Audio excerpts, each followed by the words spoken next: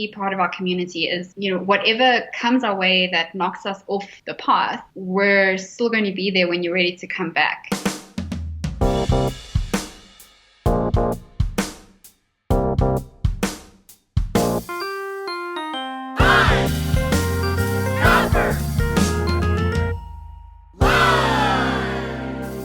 Hello, print friends, and welcome to the 68th episode of Pine Copper Lime, the internet's #1 printmaking podcast.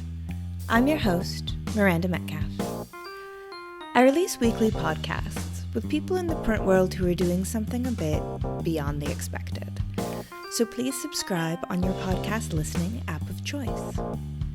You can also find Pine Copper Lime on Instagram and Facebook, and you can sign up for our monthly newsletter with print news from around the world, all at pinecopperlime.com. Except for last month when I was moving from Australia to Thailand and starting a new job, and there was this crazy election thing going on and some other stuff, and I didn't send out the monthly newsletter last month, but I will this month, so lots of exciting stuff coming your way there. We also have a Patreon page where supporters can toss a $1 or $2 in our tip hat every month, and it helps keep PCL at your inky fingertips. You can also get neato thank yous for being a Patreon supporter, things from stickers to totes.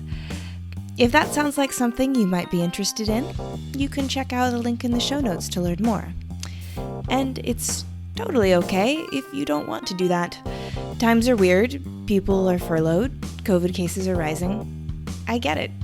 Enjoy the show. Printmaking forever, shun the non-believers.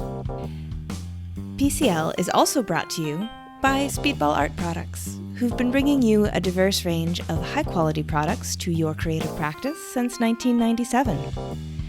Their Pro Relief ink is renowned and admired by print pros across the world, and their flagship color, Super Graphic Black, is going to be coming out in a 5-ounce size just in the next few months here. So keep an eye out for that. It is the perfect size to give it a go and to fall in love.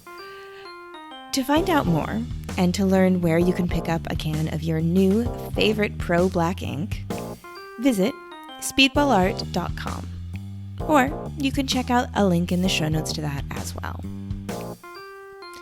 My guests this week are Amy Jane Vanderberg, Cloudia Hartwig, and Allison Klein, also known as the Printing Girls, a female print collective based in South Africa. Print friends, this was such a fun episode to record. Getting to chat with a print studio somewhere in Africa had been on my list pretty much since day one of PCL.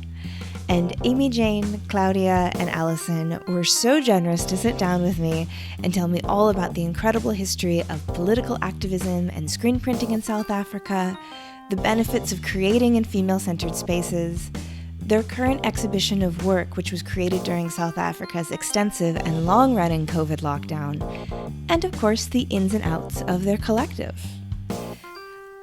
Also, keep an ear out for Rufus, the shop dog. He'll come up in the background. I got to meet him after the recording was shut off, and oh my god, what a good boy. So, without further ado, sit back, relax, and prepare to take a little trip to Johannesburg with the Printing Girls. Hi, Printing Girls. How's it going? Hello. Hi. Hi there. Well, I am really excited to have you join me on the Pine Copper Lime podcast because, as we were chatting about before, you all are my very first guests coming to me from anywhere in Africa. And right before we connected, I actually was thinking, I really wonder what's happening in printmaking in South Africa. And then I got this lovely email from Amy Jane, and it was like, hi, we're a printmaking collective in South Africa. So very serendipitous. It was very serendipitous, and I'm really excited to share your story with everyone. But before we dive into it, we're doing the ambitious 3-guest hosting here today. So would each of you maybe just say your name and just maybe a brief introduction about like how long you've been printing and if you have a role in the Printing Girls specifically that you want to talk about. Awesome. Okay, I'll go first. So I'm Amy Jane van den Bergh, and I've been printmaking since university. So I think my first experience with printmaking was 2006. And I co-founded the Printing Girls in 2016. And I kind of headed up along with an incredible admin team. So that's my role. And then Cloud. Hi, I'm Cloudia. I've been printmaking for 17 years, so also since university. And apart from the Printing Girls, I also run my own collaborative print studio. Called Chocolate Ink Studio. Very cool studio. We're actually sitting in Chocolate Ink Studio right now. It's our kind of like the Printing Girls headquarters. When we do our workshops and stuff, we're always here, so it's the heartbeat of our... Yeah, I'd like to think of Chocolate Ink Studio as the official studio for the Printing Girls. Yeah, very nice. Yeah. It's definitely our home from home, and Cloudia hosts the workshops that we do with the collective. So all the girls gather here and we learn or relearn. As you know, printmaking's so collaborative. But who are you? Me? Hello.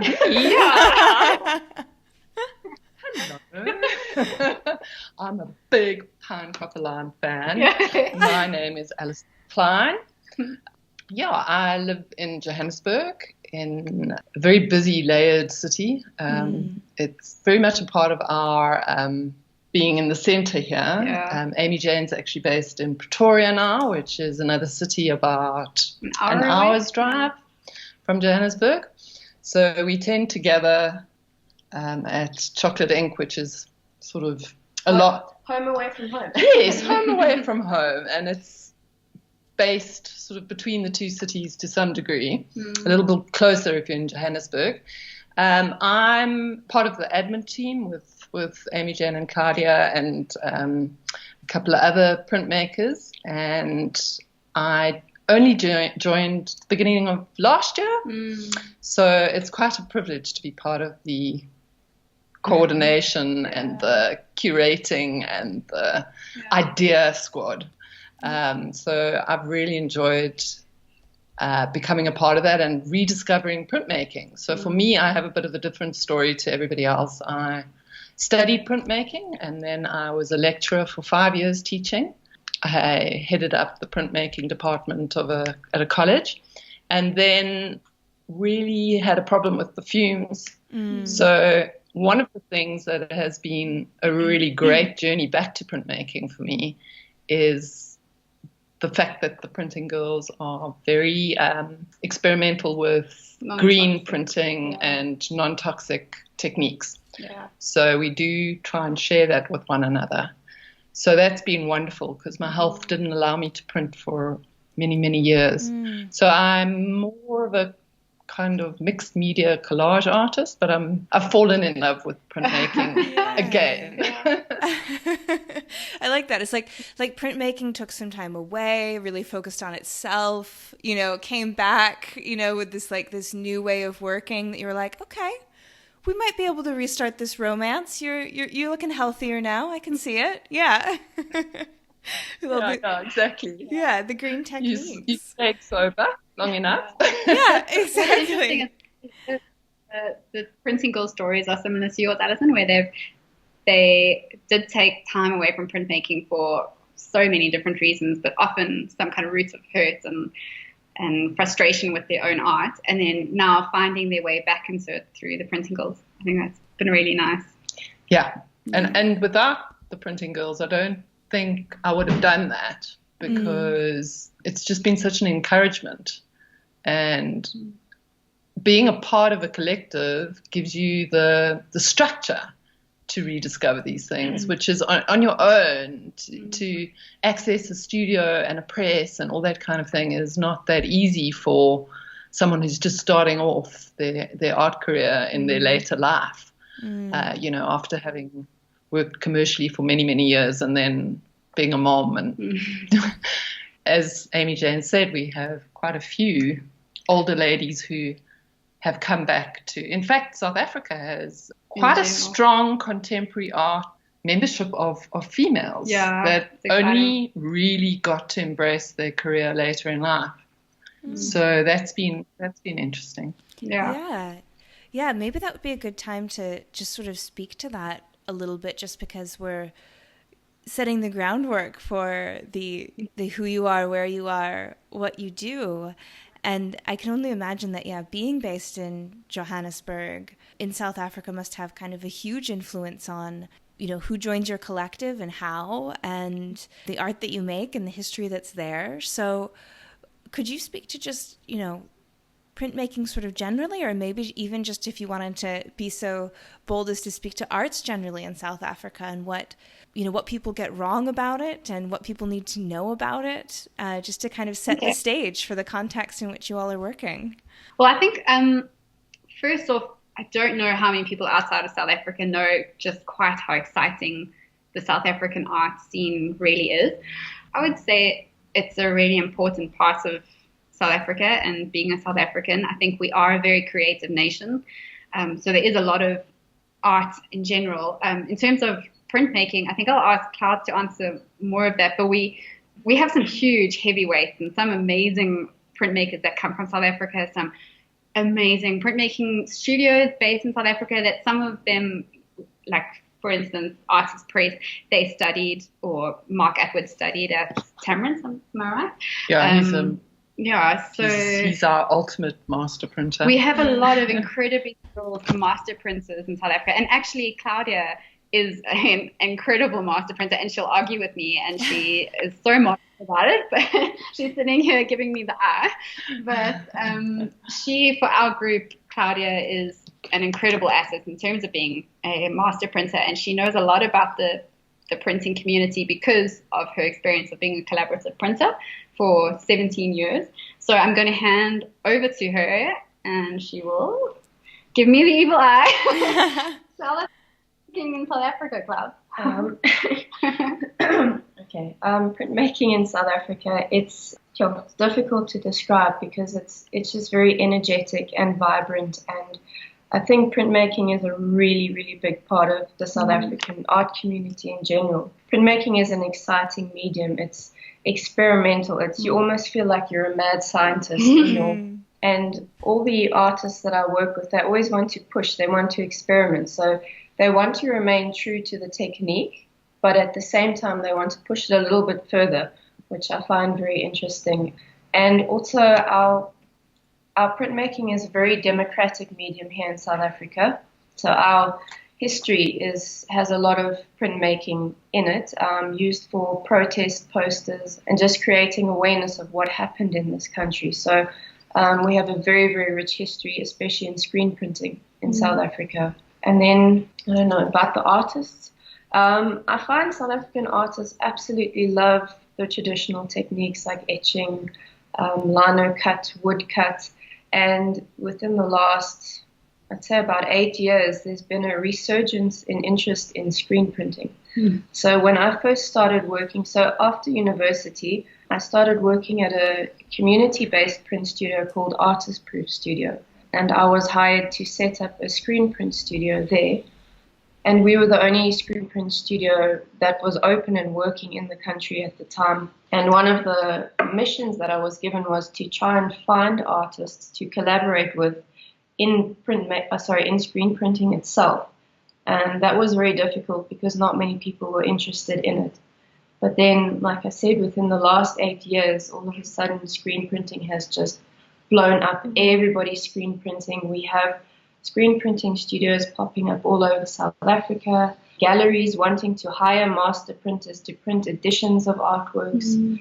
So I think, I don't know, printmaking is just, it's so blooming exciting and everybody wants to do it, from children to housewives to professional artists. It's really an exciting thing.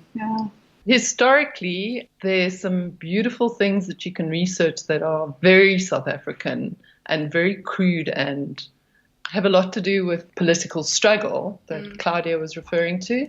So in Natal, there's a place called Rorke's Drift, there was a huge battle between the Anglo armies and the Zulus. And interestingly enough, that was the center where they set up a kind of a craft center for the poor communities in the area. And some of the greatest artists in the country emerged out of this little community center. And as printmakers. Yes, they were taught lino cut and woodcut, am I right? Yeah. And it's one of the strongest exhibitions you can experience is this collective of mostly male, but there were a few females, and it was mostly black and white work because it was obviously limited to what they had in terms of resources. But the work is phenomenal, and it's got a lot to do with our political history. So it was during the 1970s and 80s, right? So it was the first place where these people could express their feelings and their emotions about being stuck under an apartheid regime. So I think we all have such a emotional connection to printmaking because of that sort of history. Live, eat, breathe, dream printmaking in this place. Come visit us, Miranda. Oh, I am already sold. Yeah. That sounds incredible. And just out of curiosity, what do you think accounts for that resurgence that you were saying you saw maybe kind of 8 years ago in that interest of particularly around screen print? I think it has a lot to do with the fact that Cloudia actually spearheaded this resurgence. She is so pivotal in bringing artists together, in creating passion in artists for printmaking, because it is such a difficult, labor-intensive process. And so people, I think, are quite afraid of printmaking, and screen printing so messy. Cloudia, when we first started doing screen printing, you told me it actually is just glorified cleaning girl kind of work. Like, you're cleaning 90% of the time. But Cloudia teaches you that there's so much more to just this hard work, and there's this incredible passion. And you've worked with artists from all over our country, and I think because of that, it's almost like each time you've worked with an artist, you've planted a seed in a different part of a different community, and that's how it's spread. And that passion is infectious and contagious. And at least I had never done printmaking. I mean, screen printing until I met Cloudia, and now screen printing is my core of what I do. So would you say anything else? Well, I'm quite blown away. Thank you. I think also it's the social media platforms. So instead of always just seeing the black and white lino cut and etching, all of a sudden this bright, bold color that screen print affords, I think it attracts a lot of attention. And being in a society where things are depressing and sad and just horrible, to have a bright, happy, colorful artwork appearing in exhibitions and in collections and so forth. I think in your home. Exactly. I think that also created a lot of interest in screen printing. But South Africans are also very much up to a challenge. And screen printing is very, very challenging. So from the students I've taught, I can see their eyes sparkle when they see all the different things that are involved in screen printing. And I think that gets people very interested as well. You know, just in terms of screen printing and specifically becoming very popular with contemporary artists in South Africa, we had the granddaddy of South African art, a man called Walter Battis. And if you Google Walter Battis, you'll see the most fantastic, colorful, insane screen prints. And he also worked with a guy called Norman Catherine, who Cloudia actually collaborates with. And they created this insane imaginary world called Fook Island. And it was populated by these colorful, crazy creatures. He also came up with something that was amazing. It was a visual alphabet. And if you look at his visual alphabets as silk screens, I don't think anyone else in the world was doing that kind of work. And for me, that was when I was a student and I saw those. They just blew my mind, and I knew I had to find out how they did these. And so screen printing was very much a part of the teaching practice that I was involved with as well, and definitely influenced by by Walter Battis and Norman Catherine. So just an added note. No, absolutely. That is really good to know, for sure. And like I said, I'm as excited to learn about the Printing Girls, but also just super keen to learn about printmaking in South Africa. And I had no idea it was so amazing, and now it's going to be my new obsession, I can tell. Yeah, so that's wonderful to get that context for printmaking in South Africa and screen printing. But to pivot a little bit and talk directly about what you all do, you have this collective called the Printing Girls. And can you tell us the story of how that came to be, and when was the seed planted, and how you went about forming it? So I was extremely lucky to work with 5 incredible women in university. And when we all finished graduating, we had an absolute ball together for the 4 years that we worked. And then we all went our separate ways. And I think a lot of us, I know one of the girls decided to go, she opened a clothing shop, I think. And then one of the other girls went to do a master's in illustration. But quite a few of us ended up teaching and then curating, very random things.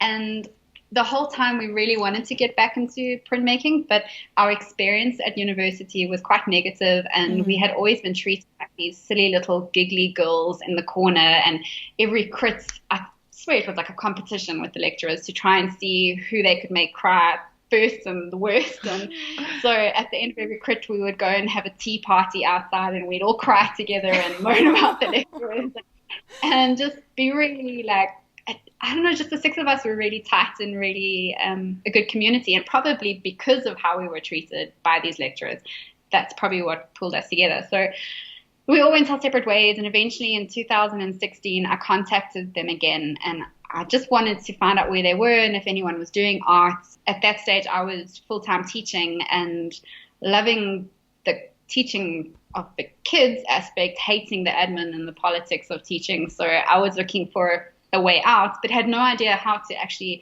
get into the art world. It seemed like this mystical, difficult, impossible thing to do. And I didn't have really any artist friends or mentors to lead me. So the only girls I knew were the ones I went to university with. So contacted them, and we decided amongst the 6 of us, we would just put a little show up in the town that we studied in, which is called Grahamstown. Every year it has a national arts festival. It's probably the biggest arts festival in the country.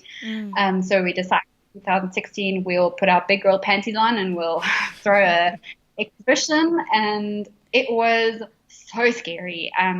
We all drove from the different parts of the country that we live in, got to Grahamstown, hung our show, and we had just no idea what to expect. And what we found was it was really difficult for me to talk about my art or sell my art because I had no confidence and I had no just guts at that stage to do it. So I was able to sell Lucy and Carmen stuff super easy, and they could sell my stuff. And we realized there's this strength in numbers community, and we should just stick together and just forge our way through this difficult arts market. And then we just decided, let's apply to a few more festivals and fairs and galleries and see where we go.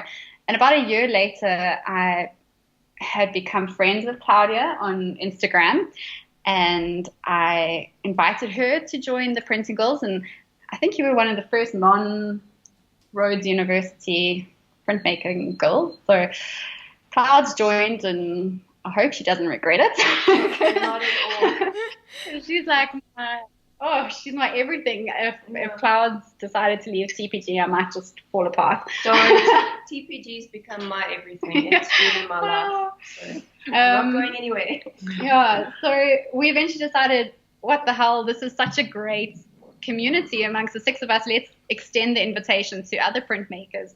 So we did, and then we grew from 6 to 12, and then we've just kept growing. And now every year we have an intake. We do applications, which this year we're actually doing applications next month in November. And then we're trying, the goal, Miranda, is to have every single female printmaker in South Africa part of us. It's just such a lovely community. It's so supportive, and it's great to just see female artists finding their voices again and finding their confidence. And it's quite a long process, I think, for each of us individually to find that strength again. But together as a community, it's really been incredible. And we decided to call ourselves the Printing Girls, as that like subversive, you're going to call us girls and laugh at us and put us in the corner, but we'll show you what girls can do. We'll print like a girl. Mm-hmm. Yeah, because I wanted to ask too, why was it important to you to have a female-specific art collective? Was it just that kind of reaction to the experience that you'd had in school and really understanding that camaraderie? Was that really the main motivation for you? I think art history can speak for itself. Right. So just, female artists not having that voice. And I love working with women. There's so much false expectation that working with women, you have bitchiness and cattiness, and that is the furthest thing. It's nothing like that. It is supportive and loving and kind and generous. For a very short stint of my printmaking career, I got to work with Cloudia at Chocolating Studio, and I was her assistant. And we got to work with many amazing artists, and I was always blown away by how the female artists, they just have this softness and generous heart, and they're so much easier to work with, and maybe that's just my personality, but I enjoy it. I don't know why, but the male artists in our country, or probably in the whole world, men just seem to find it easier to be have an ego and to be arrogant and to push themselves. Women always seem to doubt themselves for some reason, not always, but they're so busy trying to please and being a mom, being a mom, and being a wife, and there's no time for art. They don't get to think, I'm just going to be a fancy pants artist and walk into this gallery and they're going to love me. Whereas for some reason the male artists just have that. They get taken more seriously. What I've found is that generally when a female makes artwork, it gets called a housewife's hobby. You know, it's art and craft room. Yeah, do you have an art and craft room? So irritating. It's a strange phenomenon, but it does happen. It's generally, people always say, you're just a rich housewife who can afford to have a press in your room. You know? When so ridiculous. Women are actually professional printmakers. They are professional artists. And a lot of the male printmakers, or not all of them, but the master printmaker behind that artwork is actually a female with really big biceps. And she's great. So, I think worldwide we are slowly starting to see female artists rise and female printmakers take that stage, and we are getting more and more female artists in gallery spaces. But I'm still tempted to every group show we see, I count how many male artists, how many female artists. And unless it's a female-only exhibition, there's Women's Day exhibition, or like whatever silly little exhibition they put on, we still feel like we are so outnumbered by the male artists. It's still going to be a while of an uphill battle. But, oh my gosh, we are fighting it, and we are doing so well, and we're excited to forge that way for future females so that they can leave university and know, oh my gosh, there's this incredible printmaking career I can have, and it's great, and it's easy, and it's supportive. Yeah. Mm-hmm. Yeah. Sorry for the ramble. Oh gosh, you're touched a nerve, Miranda. you're playing my song. It's just, I think I have Ruth Bader Ginsburg on my mind more so than usual these days, and it just reminds me of one of her famous quotes, which is, asked, maybe it's apocryphal, I don't know, but what I've always heard is that she was asked, how many women should be on the Supreme Court, and she said 9. Yeah. And they were like, when faced with that sort of shock, she's like, well, there's been 9 men forever, and no one thought that was strange. It's just this idea of the sort of default human being a man, the default artist, the default justice, like the default person who's holding power at the center of attention. It's just this assumed that it's a man, and then when people who present as women or identify as women take up that space, it's all of a sudden there needs to be this little bit of like the hobbyist or the it's just like a different there's a different narrative, because it's like you're not just a human who's an artist, you're a human who's a woman and an artist. And so that extra bit people bring yeah it's awesome. But also saying all this, I just want to say we love guys. we like you boys out there. We do like the boy printing boys. And, right. I mean, all of us, we have really good friendships and relationships with so many of the male printmakers. And we love you guys. Don't hate it. And, it's something that we're going to send you over to chat on future podcasts are just some really incredible heavyweight male printmakers. So there's some good ones out there, Miranda. Yeah, absolutely. And I always think that it's significant to say that, because I'm out in the art world as a woman, and I do get in conversations with women just explaining the experiences that they've had working with men, and not even necessarily in the art world. And it's really easy to just kind of list out all of the negative experiences, because we all have plenty of man-made injuries in our psyche, in our ego, and they stay with us, and it is cathartic to talk about them. But I also know that it doesn't really help anything to just be like, well, and all of this one kind of human is bad. Like, whenever that's happening, that's not helping anything. Sorry, Miranda. Is that a dissenting voice? Rufus is the studio dog, one of the many. There's actually quite a few here today. All our dogs have come for a play. Oh, lovely. Gosh, okay, now I am sold. You're saying that there's like strong female camaraderie and printmaking and dogs. I can have all in South Africa. Always chocolate, Miranda. Come for the chocolate. Yeah, it is called Chocolate Ink Studio, so yes. Let's see, I'm trying to think if was there anything else that you all wanted to talk about that? Because I know it's a huge question, this idea of camaraderie among women in the arts and how it manifests, and that important place, like to feel safe and to share our stories and to feel validated and to work through some of the things that are specific to the way we are in the world, and therefore the way the world treats us.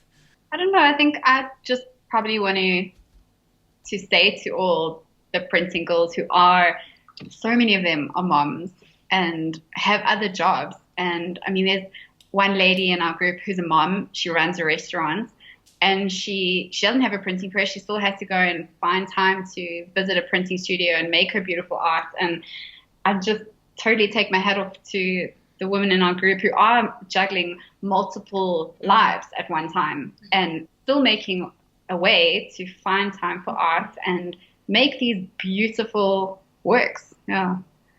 Understanding the way motherhood complicates and enriches someone's life is something that male-dominated spaces just don't seem to have any patience for.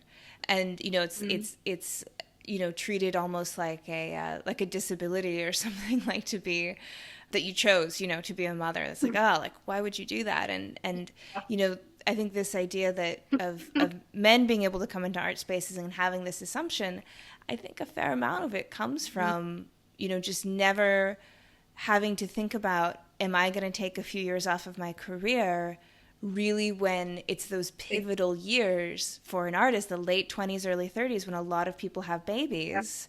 Those are the years where you move from emerging to established. And when there's a hiccup, it's definitely a sacrifice, and I guess it's seen as a sacrifice rather than an enriching part of a human's development that can then influence their art in a positive way. I want to hand over to Allison to maybe talk a little bit about that, because she's a mom. But I do also want to mention that when we started the TPGs, one of the things that in my heart just kept playing is that if one of us rises, we all rise. And if we all rise, it means each individual rises. So being part of this female collective means that, if you've just had a baby and for the next 2 years, you're not really going to be making as much art, or, you have to focus on being a mom for a while. you're still part of the TPGs, and you can always come back to us when you're ready, and we're still going to be going ahead, and we're still going to be gaining ground and making way for you. And when you come back, it's not like you have to start from scratch again, but you're still one of us. You're still going to be in our exhibitions. And I think that's also a key part of our community is, whatever comes our way that knocks us off the path, we're still going to be there when you're ready to come back. Does that make sense? Yeah, that's so beautiful. Thank you for putting it so beautifully. You got me. You got me with that one, Amy Jane. You got me tearing up.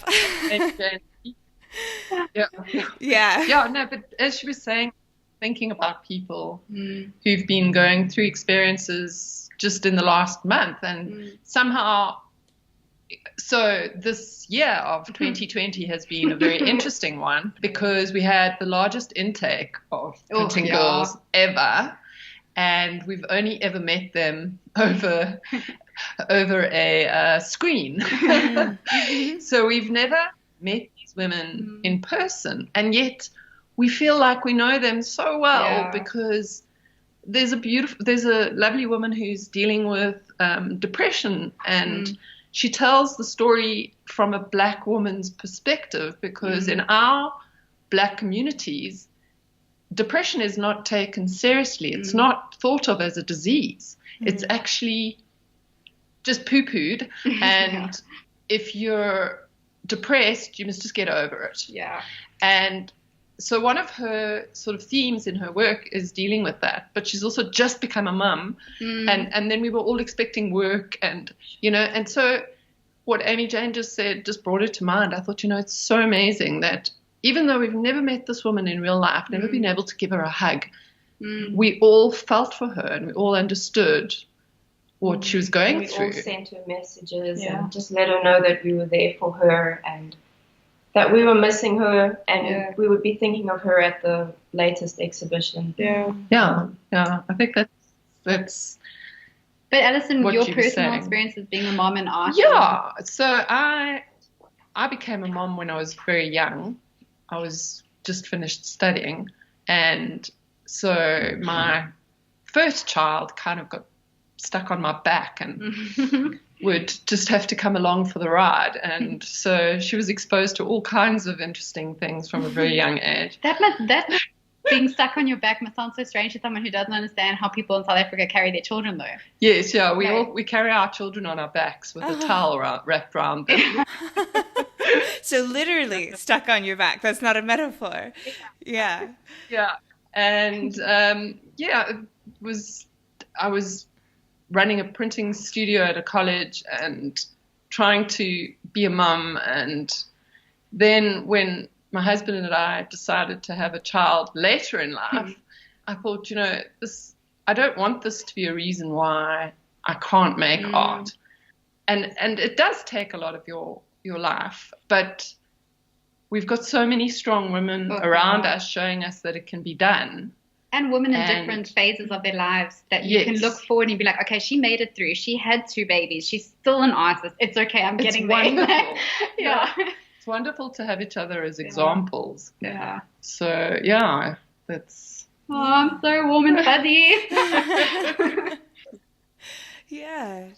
No, I think that's you've really painted a beautiful and inspiring picture of what art collectives, I think, at their best can do for anyone, which is being that support and that camaraderie and that just ability to keep going when something's happening in someone else's life and they can't. And I just think, that's really lovely. So congratulations. And congratulations on having more artists join your collective this year than any other year, because 2020, that's been a wild ride. Yeah.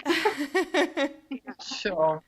Yeah. So I think mostly the printing girls have been based around Johannesburg, or we've had 1 or 2 sort of outside, countryside-based artists. But this year we've got a very strong group of Cape Town female artists. They're all over Cape Town, not even just in one hub. Yes, so there's some are in a small town, sort of on the coast, and so they're actually a a good support to one another over there, and we're thinking of doing a show there. Cloudia, could you talk a bit about that? I'm trying to book an exhibition space in Cape Town so that next year we can have a show of TPGs in Cape Town. But I don't know more details than that. Amy Jane, do you know? But Cape Town is very different to Johannesburg. Gosh, yeah. So it will be quite different for us, even from a marketing point of view, because of all the tourists that come there. So, yeah, we're quite excited about that. Oh, and tourists will be back in the country next year. How We exciting. hope. We hope. Yeah, I was going to say. So, yeah, speaking of 2020 and what it's been, you all have an exhibition up currently, and part of that exhibition is your members who've made work responding to what was going on for them during the national lockdown. Can you sort of speak to that and what some of those responses were like? Yeah, cool. I actually just want to check what day of the lockdown we're at now. We are day 197 today of being in national lockdown. Clouds, do you want to talk a bit about that, about positive escape? Because it was your theme. Okay, so we gave the members a theme called Positive Escape, so my positive escape during lockdown. And we very quickly realized that most of the printmakers did not have access to a printing press during lockdown, which was very difficult for them because obviously we had to prepare for our up-and-coming show, which opened on Sunday last week. So apart from giving them the subject of my positive escape, we said to them, it doesn't have to be printmaking. It could be any other art medium. It could even go as far as some of our printmakers love baking and creating works in the kitchen. So positive escape was just baking for the family. That could be one thing. But so to expand on the positive escape, what we said was, what was your positive escape to just get away from the stress of lockdown?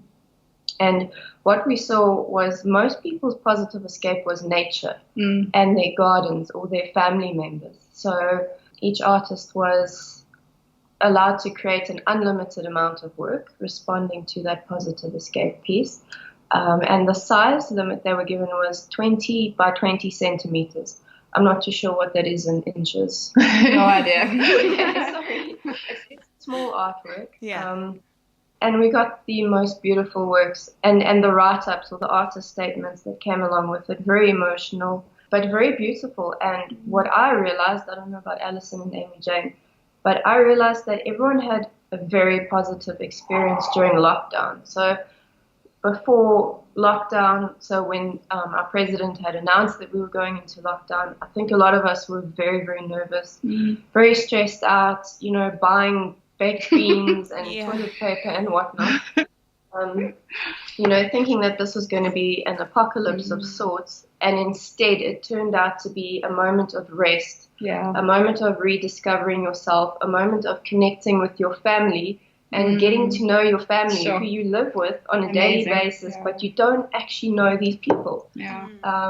So I think everyone just grew and became better people during lockdown. And when you see our positive escape wall in the exhibition, it glows, it shines. The colors are beautiful. The messages they're just incredible. And they're selling like hotcakes. And that's our best sell at the exhibition at the moment, is people are just snapping up these positive escape works.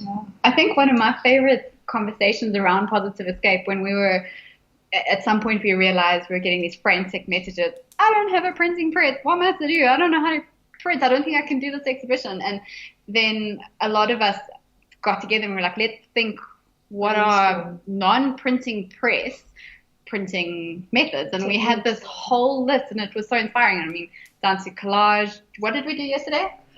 Jelly plate printing. That is so much fun. Oh my gosh. And like obviously hand printing with your relief. Stenciling. I mean, we had this long list of stuff. Cyanotype. Yeah, it was so inspiring. And then, still at the end when the artist submitted, I was amazed at how many of the artworks were still on printing presses, how the ladies just made a way to print. But there was also a huge amount this year of lino cuts, which we Yeah, So we think that's got to do with how therapeutic a lino cut is. Yeah. You know, you just get to carve your frustrations away. yeah. Yeah. It's great. And discover pine copper lime while you're Yeah, carving. exactly. Yeah. I listened to back-to-back Yeah. podcasts while carving. Oh my gosh. It's amazing. We got to know your voice very well during Yeah. lockdown. I'm so flattered to hear that. Yeah. I got so many incredible messages from teachers who've had to try and teach during lockdown and can use the podcast. And it's the kind of thing that, you know, when I started it 2 years ago, no idea, like no sense that it would end up being a tool for our poor university teachers who are being asked to teach, you know, some studio-based work over Zoom, you know. I want to actually highlight one of our TPGs. Maybe you can say a bit more, but she works for a art studio called Artist Proof Studio, and they have obviously had to try and teach throughout this extremely difficult time. And most schools in South Africa, I think, are teaching over Zoom, or like they have, you know, good internet access and they're managing. But Artist Proof Studio, the students that they work with come from, as far as I understand, quite impoverished Very much in background, so they don't have access to internet and stuff. And so one of our TPGs is a lecturer there, and she has single-handedly had to drive to each of her students' houses, drop off a tub of ferric chloride, their copper plates, their tools, their hard ground, whatever. And then they have done their lessons over WhatsApp. So over just text or WhatsApp videos or WhatsApp, like images. And she blew my mind. I phoned her a couple weeks ago to just find out how she is and check how her art making is going. And when she told me she was doing this, I was like, oh my gosh. And hold on, you still art? It's absolutely incredible. So the ways that people have just learned to get around lockdown, that's blown my mind. That's incredible. Yeah, I thought you were going to say she was dropping off lino cuts and tools, but no, she was dropping off copper plates. And then doing it over WhatsApp. That's amazing. That's crazy. I had a similar experience because I lecture at the University of Johannesburg, and I had to attempt to teach my second year's screen printing via WhatsApp as well. Gosh. Because my students don't have Zoom. So it was me holding my phone with one hand, taking a video of my other hand, trying to screen print, hold the squeegee in one hand. It became a very funny thing to do, and all my videos are incredibly wobbly. Yeah. You know, I dropped the phone and whatnot. But somehow we managed to just pull through and teach students without actually having access to a studio. And I think that's what's so fascinating about printmaking. It's just, I don't know, everyone's so passionate and ready to learn that, you know, all the students did their work. It was great. Yeah. It's amazing. I can't imagine trying to squeegee with one hand. Like, that's just... Very interesting. You haven't seen her biceps, Miranda. Yeah. I don't think I quite have the strength for that, but yeah. So it sounds like that you've been able to adapt and even thrive during the lockdown. So again, congratulations. That's incredible. And I think that speaks to the drive that people have to still find community and for women to want to work together and support each other. So I just think that's a really amazing story that I'm really excited for people to hear, because we need plenty of positive stories right now, especially like about the COVID and lockdown and everything. Were there any, I'm really curious about this, you said this idea of the positive escape, and you mentioned sort of gardens or baking.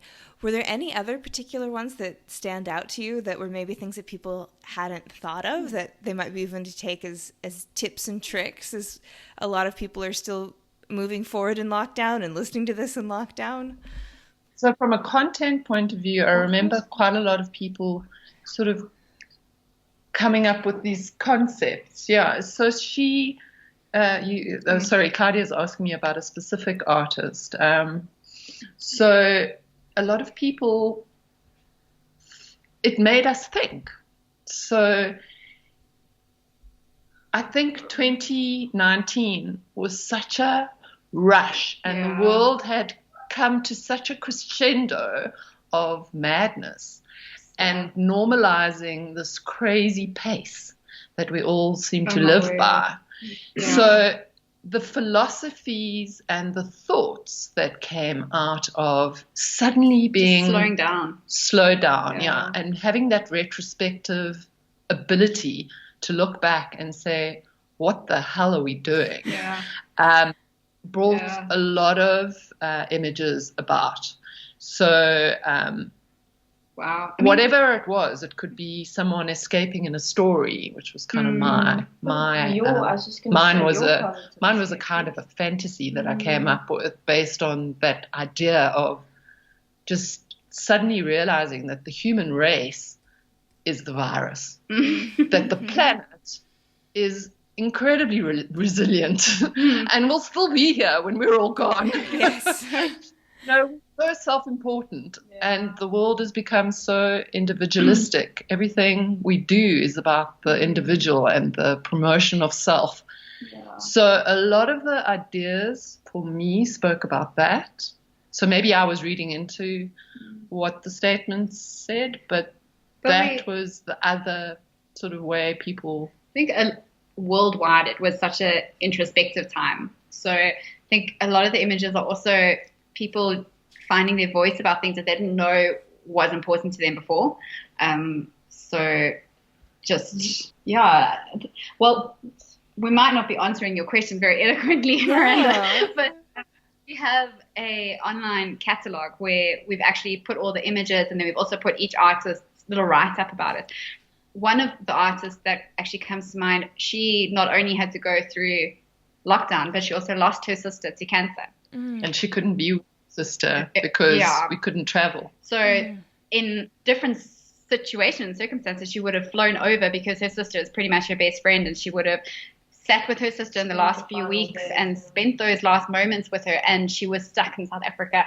And so her art was a way of processing that and getting through that. And it was quite emotional for all of us to speak to her on Zoom about, to see the art, to read the bios.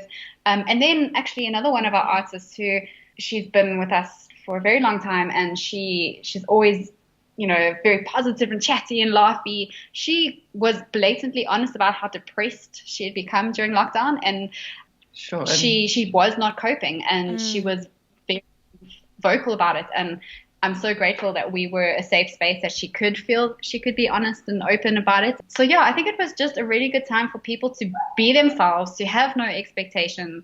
And in the art, you can see their true delights or their true essence coming through. Yeah. Mm-hmm. Yeah, and that you were able to give them an opportunity to reflect on it, which I think is so important, because I think a lot of us just kind of tried to get through the various lockdowns that we've had just almost sort of by disassociating and just being like, I'm not present for this, it's just going to be over. And I think it's beautiful that you offered them a chance to actually think, well, what can I do to make this easier? What am I doing that's a positive escape, that's not just watching trash TV and drinking and eating junk food and avoiding what I'm feeling. And I really, that's a lovely invitation, and it sounds like people took it up in stride. Yeah. Yeah, I think what I've noticed speaking to artists and listening to artists within our community and on other art platforms during lockdown was that people had one of two responses to the lockdown, and artists in particular, they either became very prolific and took this as a wonderful opportunity to put their noses to the grindstone and just make, because they didn't have other commitments that they had to be involved with. And the other polar opposite of that was a lot of artists and friends not being able to make a thing. They experienced and that block. Beat. And what people are saying now is that psychologists are actually understanding a little bit more about what we've been through, and that we usually have a fight or flight response to something that's extreme. And because you couldn't flight, you kind of went into this deep space and just couldn't move. It was almost like being paralyzed with fear, but over a long, slow period. So, and I think what people outside of South Africa also don't realize is that we had one of the most hectic lockdowns. We locked down way earlier than most countries would have. If you look at our statistics and our numbers, our president took drastic measures very early on, and we only expected to be locked down, as most of the world, for a couple of weeks. And government has been really firm in keeping that lockdown as long and as strict as possible, to the point where we had no smoking and drinking, and we had a lot more restrictions in our country that other countries had, but we've had the most successful recovery rate, and our numbers are surprising compared to the rest of the world. And we are coming out of lockdown, but it's when a South African has gone through 197 days of lockdown versus someone in a different part of the country, I think our lockdown, to a large extent, was a lot more intense. Yeah, and the problem also is that you can't implement European techniques in a country that has the amount of poverty and number of unemployed people. Yeah. So the result of lockdown has also been very negative in the fact that we're now sitting with a national disaster of unemployment where people are losing their jobs by the thousands per day. Yeah. Because our economy has slumped into a position that basically can't support people anymore. Yeah. We physically survived, but financially it's going to be another huge struggle ahead of us. Yeah, that seems to be like the big trade-off decision that countries have been having to make is economy versus health. And here in Thailand, we're over 100 days without community transmission, and Thailand shut its borders very hard, very fast. And now it lets in people for work, like myself. But you have to pay for a 2-week quarantine. You have to have a COVID-free test within 72 hours of your flight. You get tested throughout your quarantine. You get your fever taken, or your temperature taken twice a day while you're in quarantine. And you just stay in a hotel room. And Thailand is a place that 20% of their economy is tourism. And so for the government to make that decision, that's just saying, like, no, like, the lives of the citizens are more important than the tourists coming in. I mean, it's an incredible move, but it's still, we're pretty much living life like normal. People are going to work and going to parties, and you still wear a mask everywhere in public, and you get your temperature taken before you go into a grocery store or a hospital or a mall, and you check in everywhere you go on your phone. So it's not normal, but compared to a lot of places, we have extreme freedom of movement right now. So it's really, I just do not envy having to make that decision, like lives versus lives, it's not good no matter how you slice it. Yeah. Absolutely. Yeah. Well, I feel like I'm like, oh shoot, Miranda, you really brought that down right at the end. Shoot, I should have ended it when you were talking about the beautiful works that all your members are making. But yeah, it's something that I think is weighing heavy on all of us. And we don't know what the quote unquote right decision was or will be, or even if there ever was one. So I am really grateful for like the camaraderie that we can have, and especially over Zoom and over Skype. And I have to say, I truly don't know where the hour went chatting to you all. Like, it just flew by. So thank you so much for coming on and offering your insights into printmaking in South Africa, and hopefully we can get people listening really excited about it, and for your efforts to build community, even in 2020 and particularly in 2020. And it's just been absolutely a delight to chat with you three. Thanks, Miranda. Thank you very much. That was huge fun. Yeah. Please tell people where they can find you, where they can see your show. I know you did a great little kind of like walkthrough video for it, opening video. Beautiful resources there. Where can they find that? Cool. So you can find us. We're on Facebook and Instagram. We're just the Printing Girls. Pretty easy. The Printing Girls. We have our exhibition at the moment. It's until the end of October, and that's at the Art Room in Parkhurst, Johannesburg. We also have all the works available online in our catalogs, which is on our website, which is www.theprintinggirls.co.za. And for any female printmakers listening to you, because I know we have so many fangirls in South Africa for Pine Copper Lime, we have our applications opening in November next month, so please apply to us. And I think people can also search hashtag print like a girl on Instagram, and they can get a lot of our stuff. Yeah, or hashtag TPG 2020, which is our current show. Beautiful. Yeah. And in case anyone is listening to this, you know, in the archive of Pine Copper Lime a year from now or a few months from now, will the works that are in the exhibition be continued to be available after October? Can they go to the website and maybe see anything that's left, or will it close with the exhibition?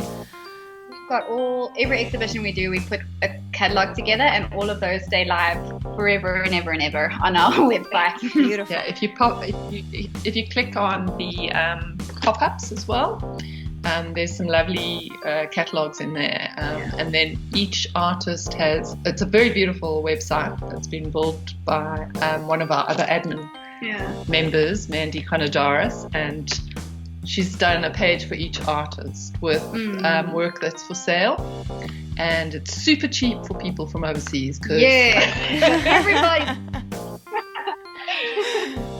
Excellent. Well, I will put links to all of that in the show notes as usual. And thank you very much again. And I hope we can stay in touch, and I hope that our bodies get vaccinated soon and our borders open up and you all can come to Thailand and I can show you the incredible printmaking there, and then I can force myself on you to be hosted in South Africa at some point. Would be a pleasure. And thank you very much for this opportunity. Yeah, it's been really great. I'm really excited to share our chat. So thank you all very much again. Thanks, Miranda. Thank you. Have a good day. Oh, perfect timing. Goodbye to you too, dogs. Well, that's our show for this week. Join me again next week when my guest will be Camilla Taylor. Camilla is a printmaker who comes from a little town in Utah and is now an instructor and practicing artist in Los Angeles. We'll talk about her initial love for entomology and how she ended up as a printmaker, as well as her fascinating new exhibition, all about self-deceit. You won't want to miss it. This episode, like all episodes, was written and produced by me, Miranda Metcalf, with editing help from Timothy Pauschak and music by Joshua Weber. I'll see you next week.